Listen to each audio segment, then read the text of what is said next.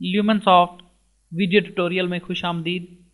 इस video tutorial में मैं आपको सप्लायर पेमेंट्स के बारे में बताऊंगा कि सप्लायर को पेमेंट कैसे की जाती है।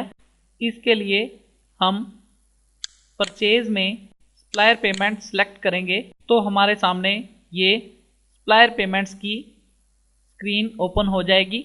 हम सप्लायर को पेमेंट करने के लिए हमेशा इस स्क्रीन को इस्तेमाल करेंगे। सप्लायर नेम के एरिया में हम वो सप्लायर सेलेक्ट करेंगे जिसे हम पेमेंट कर रहे हैं। उसके बाद पेमेंट डेट में हम वो डेट सेलेक्ट करेंगे जिस डेट में हम पेमेंट कर रहे हैं, और पेमेंट अमाउंट में हम वो अमाउंट एंटर करेंगे जो हम सप्लायर को पे कर रहे हैं, और पेमेंट मोड में वो मोड सेलेक्ट करेंगे जिस मोड में हम पेमेंट कर रहे हैं। यानी हम पेमेंट कैश की सूरत में कर रहे हैं या चेक की सूरत में कर रहे हैं या बैंक ट्रांसफ़र की सूरत में कर रहे हैं।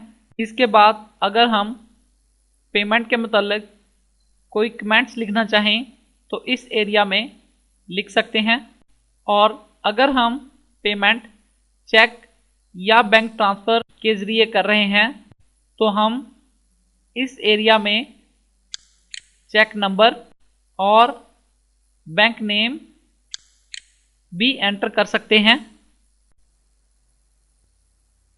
इसके बाद ये पेमेंट डिटेल हैं कि सप्लायर का ओपनिंग बैलेंस क्या है और सप्लायर से टोटल कितनी अमाउंट की परचेजेस की गई और सप्लायर को टोटल कितनी अमाउंट की प्रोडक्ट्स रिटर्न की गई और सप्लायर को टोटल कितनी अमाउंट पे की गई और कितनी अमाउंट अभी सप्लायर को पे करनी है।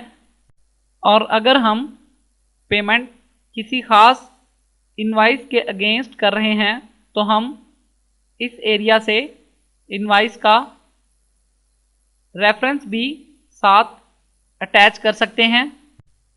ये तमाम प्रोसेस करने के बाद हम इस सेव के बटन से सेव कर देंगे तो ये पेमेंट सिस्टम में सेव हो जाएगी।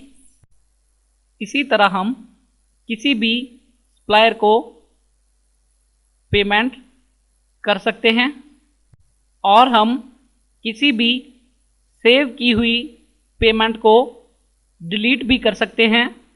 उसके लिए हम मतलूबा पेमेंट को सिलेक्ट करेंगे और इस डिलीट के बटन से डिलीट कर देंगे तो वो पेमेंट डिलीट हो जाएगी।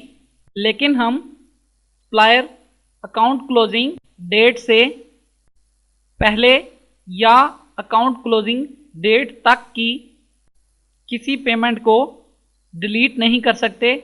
जैसा कि अगर हम इस अकाउंट क्लोजिंग डेट की पेमेंट को डिलीट करेंगे तो सिस्टम हमें ये मैसेज दे देगा कि payment can not be deleted और updated because last closing date is greater than the payment date.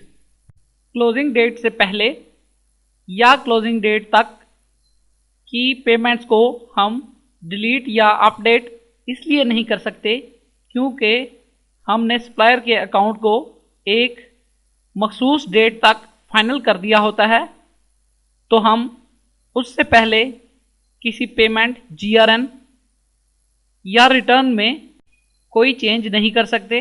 हम सप्लायर अकाउंट क्लोजिंग GRN यानी गुड रिसीट नोट और सप्लायर परचेज रिटर्न और सप्लायर पेमेंट्स को एक मखसूस डेट तक फाइनल करने के लिए करते हैं। जैसा कि हम परचेज में सप्लायर अकाउंट क्लोजिंग सेलेक्ट करके सप्लायर अकाउंट क्लोजिंग की स्क्रीन पर किसी भी सप्लायर को सेलेक्ट करेंगे तो सिस्टम हमें किसी मखसूस डेट तक सप्लायर का क्लोजिंग बैलेंस बता देगा कि हमने सप्लायर को ये अमाउंट पे करनी है, और हम इस सेव के बटन से इस क्लोजिंग को सेव कर देंगे। तो अब हम इस क्लोजिंग से पहले सप्लायर के अकाउंट यानी GRN, सप्लायर पेमेंट्स और परचेज रिटर्न में किसी किस्म की कोई चेंज या अपडेट नहीं कर सकते। हाँ, अलबत्ता इस क्लोजिंग को डिलीट करके हम सप्लायर अकाउंट में चेंजिंग कर सकते हैं।